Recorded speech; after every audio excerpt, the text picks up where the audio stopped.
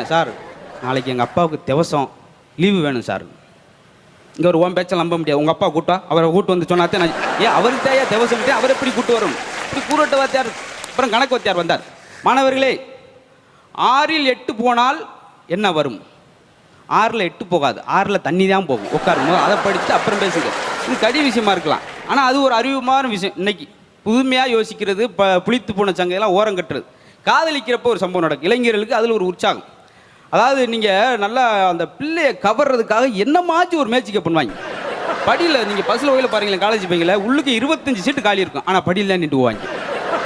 இன்னொன்று 6 பாடம் வச்சுருப்பாங்க, ஒரு நோட்டு தான் கொண்டு போவேன். அது எதுக்கு தெரியுமா? அது சீட்டு போடுறது, படிக்கிறது கிடையாது. அப்படி ஒரு காரணம் என்னென்னா, ஒரு பொண்ணை பார்க்குறதுக்கு முன்னாடி அப்படியே பெரிய ஸ்பைடர்மேனாக இருப்பேன். பார்த்து அந்த பிள்ளை இவனை பார்த்துருச்சுன்னு வச்சுக்க, ஜென்டில்மேனாக மாறிடுவேன். அது லவ்வை சொல்லிடுச்சுன்னு